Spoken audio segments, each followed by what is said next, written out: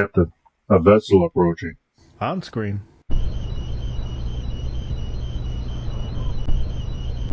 We're being hailed. Every weekend over at gearwebsites.com, our online store, we have free Patch Friday. And that means that every order placed on our store on Fridays is going to include at least one free patch. So that's every order with no coupons, no minimum order, no codes needed. You place the order on Friday, and when it arrives to you, it's going to have at least one free patch. Your support means a lot to us, and financial support is critical. So thanks again to the people who keep us online through purchases at gearwebsites.com.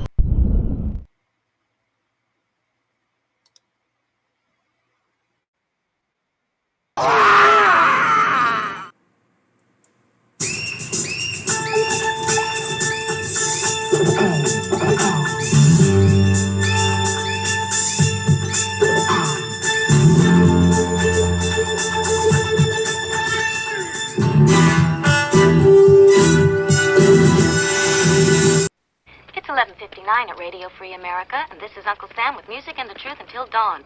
Right now, I got a few words for some of our brothers and sisters in the occupied zone. The chair is against the wall. The chair is against the wall. John has a long mustache. John has a long mustache. It's 12 o'clock, Americans, another day closer to victory. And for all of you out there on or behind the lines, this is your song.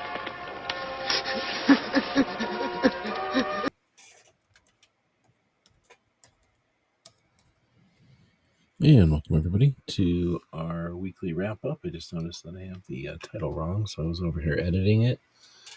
And we'll get right into the show here. We'll say hello to everybody. If anybody shows up, says hey. We do the show live on Fridays so that we can get ready for the weekend, wrap up the week, do it each week so that it doesn't get, we don't go too long without paying attention to what's going on.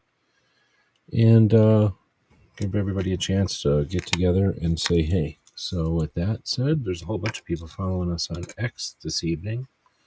You have the ability to comment, so please do. The internet is interactive, and that's the part of it that I like, so feel free to be part of that interactivity as we dig into the show. So bring this up on the screen and bring it up full screen, and we're taking a look at our YouTube channel.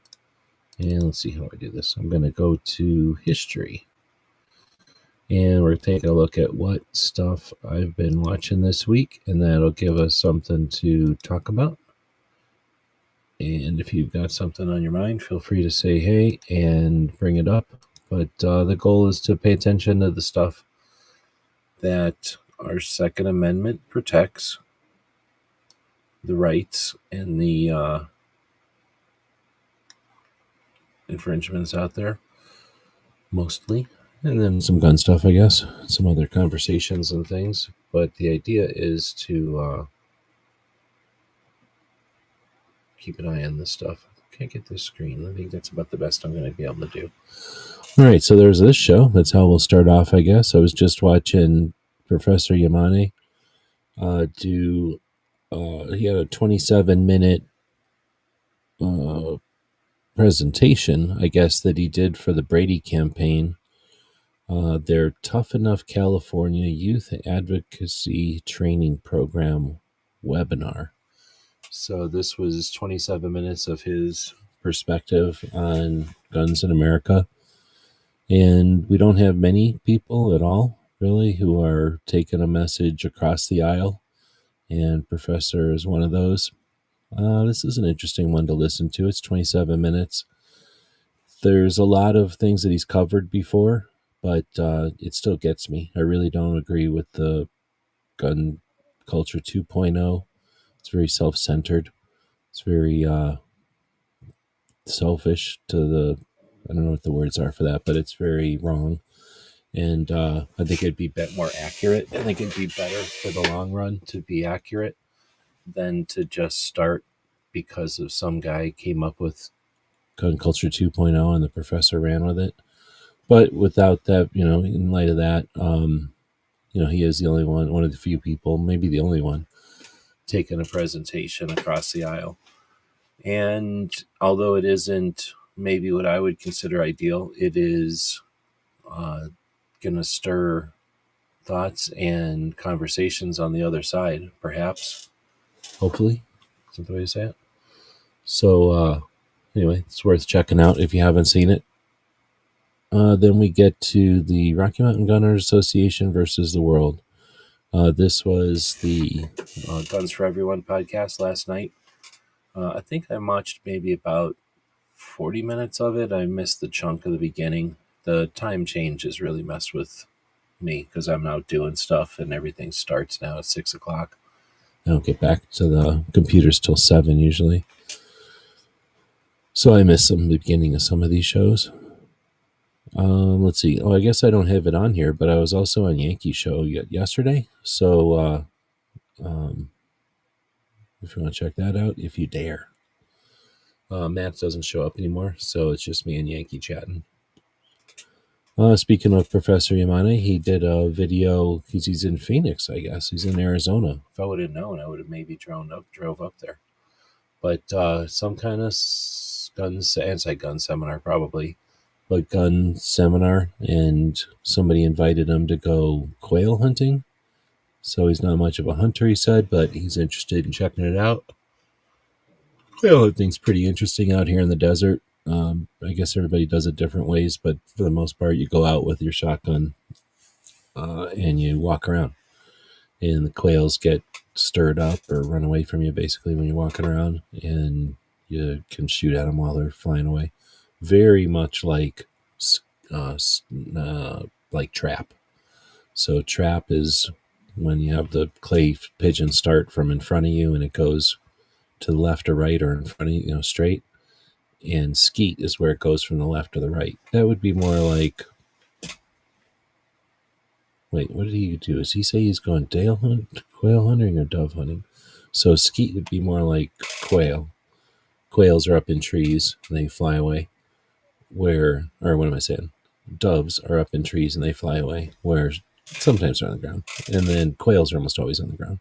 So trap is a lot like quail. Skeet is more like dove. I forget what he said he's doing, but both of them are out here in the desert. And you hunt both of them the same way, really. You just walk around, stir them up. Sometimes people take dogs out there to stir them up. When they fly away, you get them. But it's not as easy as it sounds, because they're little and they're flying away in two different directions, usually up and away from you, and maybe left or right. So all that turns into a lot of math, and that's why shooting shotguns is so fun. Let's see. Then we get to Gizzards' members only chat. He gives away knives in those chats. So if you're not a member of Gizzards' show, then maybe you want to consider it. But this number 50, and it was also Every Second Matters. So take that moment to say thanks to the people who keep that awareness campaign alive. Every Second Matters started out in 2013 when a bunch of us it was a different internet. We had kind of all been about 10 years on the internet. The internet started. Like a lot of people who grew up with it don't realize that the internet started, like it existed. And that kind of started in the 90s, the 1990s. And by the 2005s, pretty much everybody knew what the internet was and was online. And I would say by 2005, a good chunk of the internet was going pretty fast. Like people online were going pretty fast. Cable modems, DSL, satellite stuff that was a lot faster than the initial dial-up that we all started the internet with. So by 2010, everybody feel like they knew what the internet was. And the internet really hasn't changed too much since about 2010. So you're really living what they lived, but it just started back then. And back in 2010, that's when I say 10 because that's kind of the time when we all started chatting on YouTube. And that's really started a lot of conversations online. And those conversations started channels. Those channels inspired the channels that you see today. So this was sort of that phase of evolution of the net, of the web. And YouTube was a big part of it. And all along that time, 2013 comes along, Obama says, here's 23 executive actions. All of a sudden, I'm worried about guns. And was it a distraction? Was it some kind of political play? Was it a money thing? Who knows? But he decided to use presidential executive orders instead of appealing to population or to the representatives to change laws. And that created an interesting phenomenon that never happened before, because we had this internet and because we all were pretty aware of what was going on, talking to each other and capable. When this 23 executive actions came along, that was resisted by pretty much everyone universally, and we didn't need any coordination. That just happened. And it was pretty awesome to watch that and to experience it and to be alive back then, especially because a lot of us were focused on this stuff, what the Second Amendment protects, gun owners' rights, that kind of thing. So, when we first seen it happen, it was like, oh man. And by the time the end of 2013 had kind of, the year had ended in November-ish, I think it was November, mid-November, we were all standing around in these conversations online thinking, we already mastered the internet, and we had just watched that threat of executive actions basically become useless. Like, he couldn't do anything about anything. And that resistance, that resilience was I don't know, palatable. Like, you could sense, like, you just knew that there was like a understanding among gun owners that we had just won a real decisive battle. The problem was our national level organizations weren't even a part of it. Not even one of them. Like, none of them. They were all standing there, and probably some of them tried to take credit or whatever, but they all just standing there watching. So, and they didn't even try to really take credit on a national level at all. Really, they couldn't. And that's when we were all kind of talking about that stuff, that situation, and the idea came up that, what do we do to keep this momentum, keep this like drive, keep this going, so that we make some ground? Ideally, that would be the goal. Like, let's get rid of the NFA, right? Like, let's get rid of some national level gun laws and show the world that we don't need national level gun laws. People are rational, and it's just not necessary. There's already laws against being bad. We don't need additional laws against guns. Those were foolish, and those were social engineering efforts to distract from other political issues. So we came up with this idea as a group. I think there was, I don't know, something like 12 to 18 people that would get together on a regular basis, and any number of us were in this group chatting over the number of days, maybe a week or two. And we came up with this idea. I think it started with some people that had carried open holsters, or they wore open holsters once in a while. And I think it was for campus carry, probably. But I know the campus thing came up, and we were like, how can we support campus carry? That's a whole other tangent, but schools are difficult because people are only in school for a little while. So organizations in schools can't really last. At least they don't tend to last very long. They last while a couple of main people are in them. And then once those people graduate, the organizations typically crap out. And we had all seen that happen over and over, in front of us on the internet. And some people were carrying open holsters. I can't remember if it was specifically for that, but then the idea became, well, what if you are on a campus? You're not going to carry around an open holster.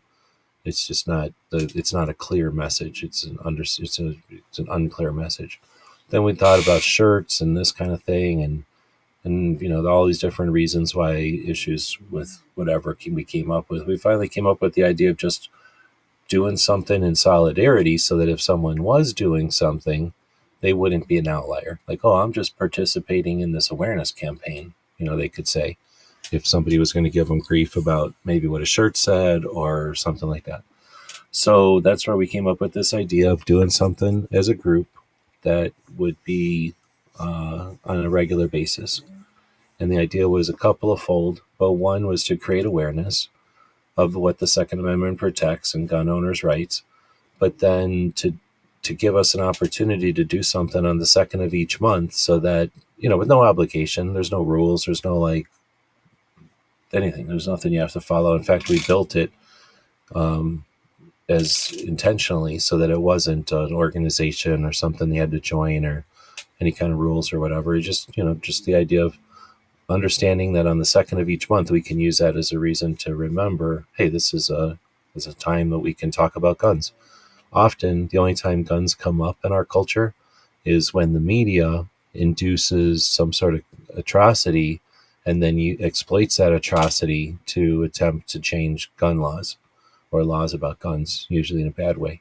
So it's really difficult to have a rational conversation when everyone's being manipulated by, the emotional situation of a media-induced atrocity. So instead of trying to fight that, we thought, hey, what if we talk about guns when it's not any of that bullshit, when it's just a regular old day, it's just a Tuesday. Not a Tuesday, but a second day of the month. Actually, I think Tuesday was one of the options, and then people went, well, Tuesdays are great, but what if you work on weekends, or what if your weekends are off or something? So that's why we decided the second day of the month, because it kind of rotates. It can be any day of the week, and that way, no matter what, even if someone has a rigid schedule, they'd be able to at least do something about it once in a while. And then we kept talking about it, and over the years, now that's 2013, so that's 12 years ago now, right? Going on 13 years pretty soon, 12, going 11 years, going on 12 years, whatever it is. It's been a while, so there's been all kinds of different ways that people have participated and done their thing. There's been times when it was super popular, I guess you could say, like a lot of people were participating in it. It was a big deal. And then there's been times when it's just a couple of people, and that's kind of where it's at now. We have Foss, we have Ozzy, we have Artac, Patriot once in a while. So there's some people that participate in it from back in the day, or that understand the concept of it. But because it's an experiment to some extent, and no one owns it, and it's not a thing that needs to be championed, it's kind of a barometer in itself. Like the number of people that participate in it shows the interest people have in this facet of gun ownership, assuming they're aware of it. It's an awareness campaign, so it's another challenge to it, another opportunity to it. But with that being said, Gizzard is one of the people who also keeps it going and remembers what it's all about and participates in it and posts with it on the second. So thanks him for that, and we'll keep moving. I thank him for the opportunity to chat for a couple of minutes there about it. Nobody's chatting tonight. Krabby Turtle's the only one that said anything. He said, evening, welcome. Hopefully everything's doing good on your end of the line there. Let's see. The next thing is this rangefinder video. I don't know why I'm looking at that, but that's a video I did last week when we were camping and looking through a rangefinder. It allows you to use his lasers to zap out there and tell you how far away a thing you might be looking at in your binocular is. It's got a little crosshair in there. When you push the button, it'll zap a laser out there, and it'll tell you if the thing's like 50 yards or 40 yards or 400 yards away. It's pretty neat. Let's see. I gotta get a drink of water here. Can we do a quick commercial? If I can figure out how to do this.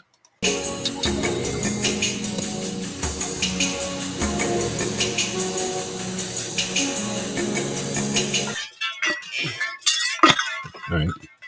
It's pretty quick. All right. So then this is Green Beret Chronicles. I've been watching this guy for a while. Every once in a while. I don't watch all of his videos. But he'll call people out and says things like you should, or like they should be. Like the whole Chapman situation right now. And that's what I was watching a couple weeks ago. He was talking shit about all the SEALs that aren't saying anything about Chapman. Chapman is a Air Force special operator who was left by a bunch of SEALs on a mountain, and the SEALs won't talk about it because they left him there, and he died. And it's a bullshit situation, but people that aren't immediately involved with it or attached to it understand that you got to talk about the good and the bad, right? So this guy's been one to hold under their feet to the fire, so to speak, and this is him kind of talking about a little bit of the kickback drama, I guess. Speaking of drama, the Gun and Gear Review podcast happens on Tuesdays. It happens at the same time as Ghost does his show.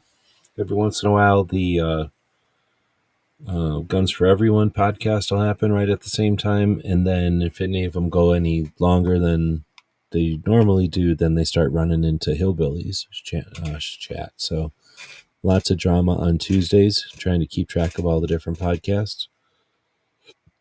It's been a while, but if you ever want to check out an auction, the Pot of Gold auctions are also on Tuesdays. I got hiccups now. Being fat is demonic. So Maj put out this dumbass video. I usually watch Maj's stuff, but I watched about half of this video and I was like, fuck this already. So I guess it's the factor of being young and in shape that you don't understand that there's issues that people might have, why they're not in shape.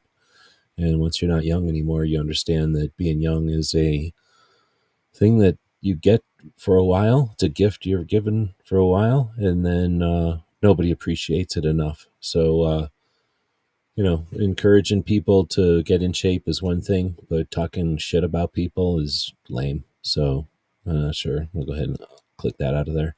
But Maj needs to take a chill on that concept of just ragging on people for being fat. That's kind of lame. Or it's more than kind of lame. It's lame. Then we get to this one. This one came from Foss. He suggested this one. It's pretty neat. This, I don't know what Shinobi Geddon is. Oh, I get it now.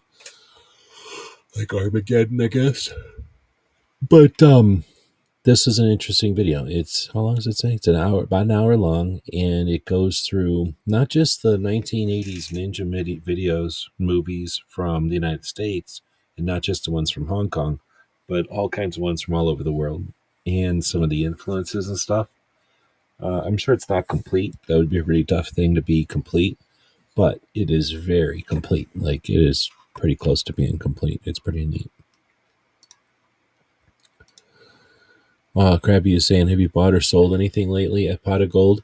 No, I haven't. They're up in Phoenix, and it just takes too much money to drive up there. It's usually like a tank of gas, so $75 for me to drive up there. So if I was up there for some reason and I could coordinate it, they do have pretty good deals sometimes when you buy stuff up there, if you can pick it up. And then when I sold stuff, I found out that the shipping was not inexpensive. So I haven't sold anything up there in quite a while. And again, it's sort of the same issue. It cost $75 to drive up there. And I had to back in the day when I was about to lose the house, a couple of years ago. And they were really nice to let me put stuff up there on auction. And I appreciate everybody that participated in that. But it was sort of a necessity. Like, I was trying to move stuff so that I could pay bills. But now it's more of just the cost. So if I could figure out a way to drive up there and kill two birds with one stone, then I could potentially do it. But no, I haven't bought or sold up there. They've also kind of gone into pinball games and signs, like neon signs and bar signs and stuff. And I just have very, very little interest in giant bar signs or pinball games and stuff, video arcades type of stuff. I don't have a massive house that I'm looking to fill with memories from somebody's childhood as playing video games. I never played video games that much. So then we get to Gizzards' real show that happens on Monday. And I don't know, something must be happening in baseball right now. I don't know why he's being all baseball themed right now. Crump does his shows over on Rumble, and he's the only one I'm watching that does this. And he'll go live on YouTube with just this screen that says we're on Rumble to let people know that they're on Rumble. I don't even think he puts a link on there, which is weird, but I do think it's an interesting way to let people know that you're on live, but also not on YouTube. And as much as I'm against being an alarmist or a reactionary, YouTube is sucking more and more and more, and I can understand why people would book. There's been other times when people booked off of YouTube. It was almost always a money thing. Kids are saying your thing is like literally, your thumbnail's literally been a baseball diamond since the beginning. Oh, I know. It's just he started putting play ball, and then you have your baseball guy, like all dolled up like a baseball guy. So I thought maybe it was like a World Series or something. I don't really pay attention. I know you guys talked about baseball a lot during it. I leave whenever, FYI. I don't like sports. So if I'm not in there and you guys are talking about sports, that's when I just mute it and I go do something else and I come back in 20 minutes or something when you're done talking about sports. So I don't even know what you were talking about. I know you started talking about baseball or whatever. Let's see. Then anyway, so I thought that was neat that Crump does this. But he doesn't do anything on YouTube anymore. Well, he does every once in a while do a show on YouTube, but he doesn't I don't think he even posts the shows to YouTube. So that's an interesting way to do it. Speaking of Gizzard's show, he often will run the Aegis Gun Care promo, and I thought Aegis is a good company that is constantly helping out people in our communities. So why not run their commercial here as well? And if you're interested in grabbing one of these kits, you can go to Aegis and grab one, or check out Gizzard's show sometime. Start with our cleaner, non-toxic, non-caustic, non-flammable, but absolutely destroys carbon. Aegis lubricant is a synthetic lubricant. It's heavier than water. And then we have friction modifiers, rust inhibitors, and then we have an additive called tungsten disulfide, which gives us a super low coefficient of friction. And this is our basic level, our field kit, and everything you see right here on this cloth with our full bottle of cleaner and lube. This one is our deluxe kit, and it just comes with a few more gadgets. We have our grease as well, and it has the same great qualities as our lubricant does. If you want just a sample of all of our products, you can get our trifecta that has the cleaner, the lubricant, and the grease in it. You can actually tune in to Gizzard Gary's podcast. Gary gives away either a combo pack of a cleaner and a lube or one of our trifecta kits. So tune in to Gary's podcast and you just might win some free stuff. Plus all the other patches and stickers and everything Gary gives away. Gary does do that. But that's Gizzard, by the way. But yeah, that's the promo for Aegis. They're up in Utah, correct? No, they're up in Idaho. Yeah. And this, I believe, was filmed at the Goals last year. All right, so then we get to Sunday. Oh, and thanks, Gizzard, for, I guess I probably watched that whenever I was waiting for your show to start. And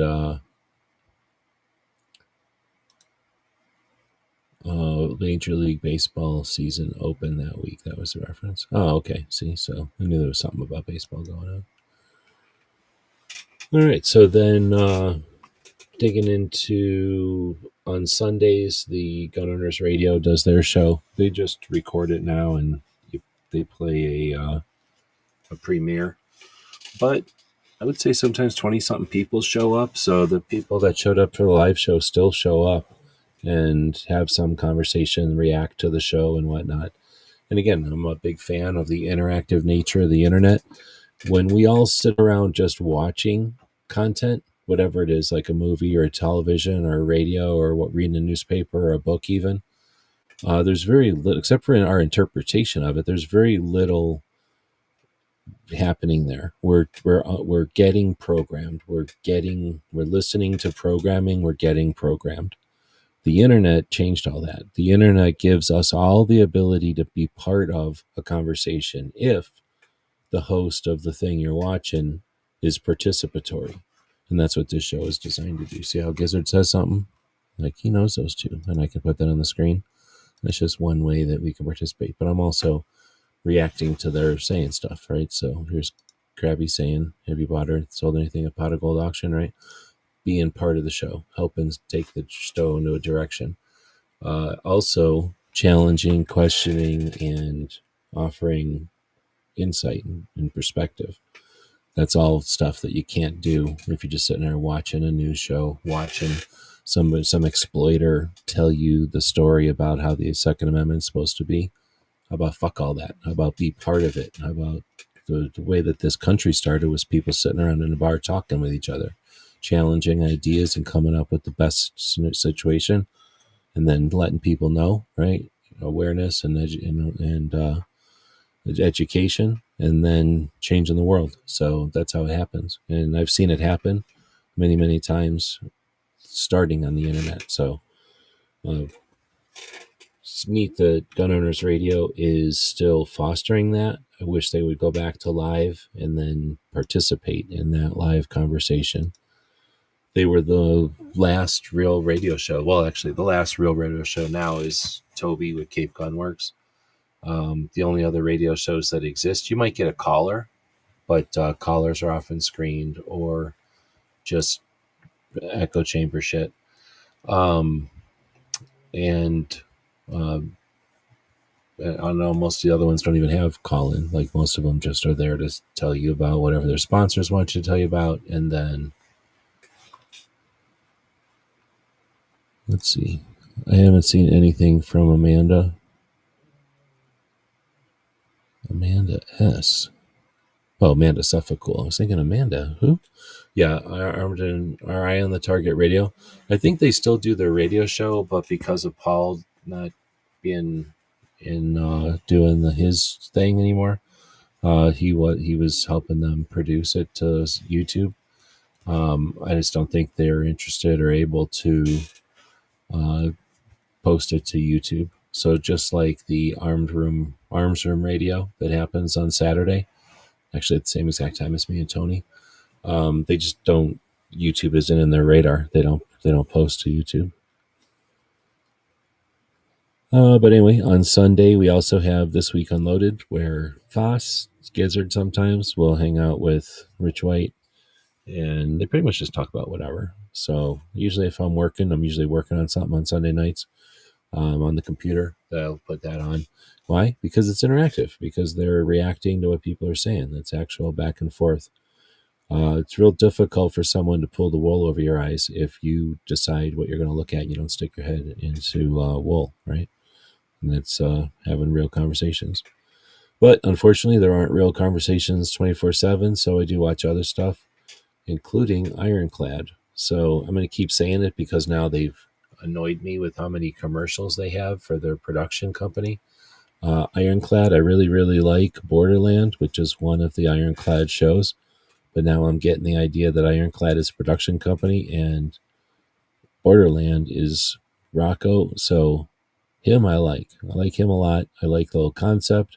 I like what he's doing. I like that he's putting it out there, that he's gathering the data, presenting it, and then archiving it. That's amazing. It's necessary. And the perspectives that he gets on the cartel situation in the United States and Mexico is unequaled. There's Ed's Manifesto, who does a good job, but at this point, Borderlands is way more consistent and thorough. Being all being said, Ironclad, the production company, sucks at editing, and I'm going to keep saying it. I do not like their editing. They keep cutting everybody off. It's all short, and they don't just let conversations go. They try to keep it an hour for no reason. This is the internet. Doesn't cost nothing to go more than an hour. Artificial infringements that they've set up to make it an hour ruins it. But aside from that, it's the best stuff we got going, so you got to watch it. If you're not watching this, then I don't think you know what's going on with cartels. Most of the shit that I've used to hear about cartels is basically wrong or dumb. And for whatever reason, the real news doesn't bother to learn about the real deal. Maybe they didn't know about the real deal, but you can find out about the real deal by watching these, usually an hour and a half, every once in a while longer than an hour. Interviews, conversations with journalists, people in the cartels, and of course law enforcement. I don't think he's had anybody like a representative or anybody like that, but I don't even know if he's had any lawyers on, but he's had enough journalists who are living in Mexico and covering this. He also has had people affected by the cartels who are from Mexico, people whose families have been killed and stuff like that. So definitely the best stuff. Again, horrible editing. You got to put that aside. The rest of it is good. Hopefully, Borderlands will succeed to the point where they tell Ironclad to leave more of their show in there, or they go somewhere where they can put more of their show in there, because the information is excellent. There's Professor Yamane's thing again, probably when it actually happened last week. Oh, I think this all might be a repeat already because I'm digging in probably the last Thursday at this point because I noticed that this Sheriff Lamb, I think they talked about this one last week. So Blue to Green, another good podcast worth listening to. He only puts a podcast out every so often, if we're lucky, once a month, but not even.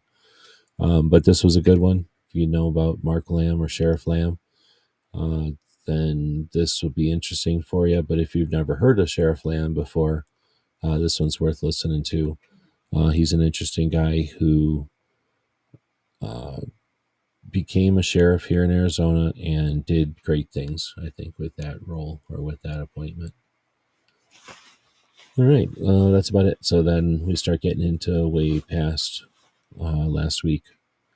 Didn't do Tony's show, the show with Tony last week because I was out camping. So sorry about that. A last minute camping trip, so I didn't get enough time to alert anybody or whatever. Do cartels bring much of their violence over the border? It depends to who you're talking about. I mean, not to military or not to police, but to the people who they smuggle. Yeah, I mean, they kill them. So there's a lot of, I don't know if you want to call it internal violence. There's violence against their victims. I mean, that's kind of redundant, I guess, but I would say yes. Not random violence and not violence to create, what's that called? You know, when they'll like kill people in a town. They do some horrible, horrible shit in Mexico. They don't do that stuff here, but they do some pretty heinous shit to the people that they're exploiting here, who they've brought here, and to each other, I suspect. But they're not the random violence. Now, that being said, is fentanyl violence? I don't know. And that being said, how much of the gun, quote, gun violence that we hear about, you know, which is crime, a lot of that is crime. How much of that is cartels? Well, nobody even bothers to check on that. They just assume it has something to do with gun owners or legal gun ownership and leave it at that without questioning at all the crime that happens with guns, source or origin or impetus. Is that cartel based or not? And if you listen to some people tell you cartels run the street crime, and other people tell you cartels don't tell street crime what to happen, but they allow street crime to happen. So, in other words, they don't stop the street crime from happening. So if that's the case, either way, do you blame cartels for that type of violence? You know, is that another like layer from them, or like are they one step removed from that? I'm not sure. But good question. We didn't get many questions from X. People on X don't care to make comments. They just listen, I guess. But you're welcome to. You don't have to just listen over there. But I think the only other thing I was going to chat about a little bit, I guess I just closed my window. I have to open up my window again. Dang it. Share screen. There, and there. And then once I share the screen, I still have to bring it back up on the screen, make it the biggest thing on the screen, and then bring up my YouTube and drag it over here. And then this time, let's go into my, what do they call it now? Posts tab, which used to be the community tab. And I put up a survey pretty much every month. I do it every month, I think. And I ask, which of these Second Amendment organizations is the best this year, just in 2025? Because they've had impressive history, some of them. But what are they doing this year for you? And I thought this was interesting because it's the first time, I've been doing this for a long time, like years, many years actually. This is the first time NRA has beat Second Amendment Foundation and is actually competing with FPC. So GOA can never do anything wrong. Everybody loves the GOA, and you can't talk shit about the GOA because everybody loves the GOA so much, but nobody's in lockstep, and nobody's fallen into any traps that we used to have with the NRA.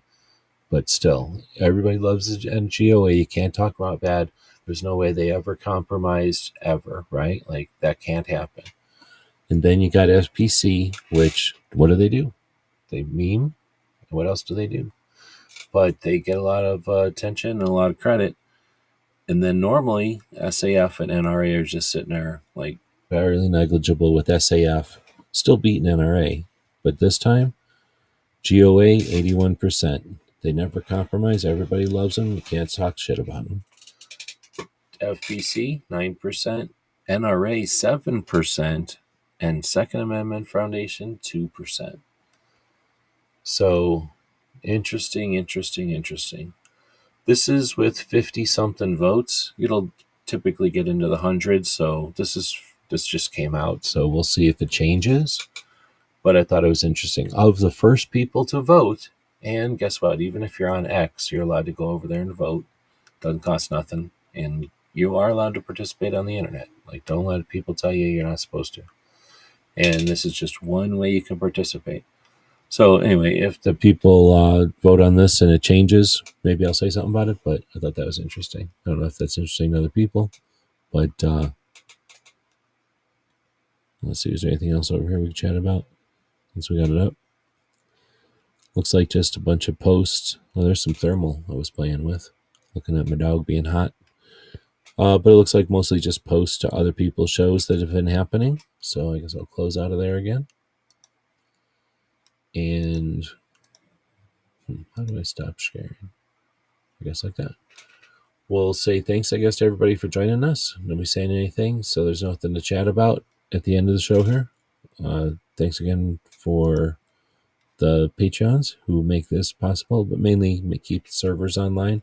Just paid a massive bill for that, and that's all about the Patreons, helping to keep all those various websites going.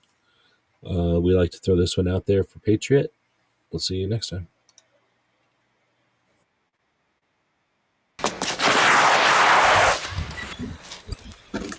Shit.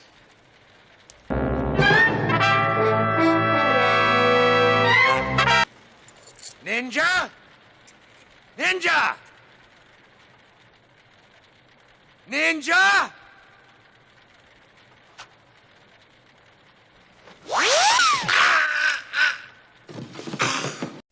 It's 11:59 at Radio Free America, and this is Uncle Sam with music and the truth until dawn.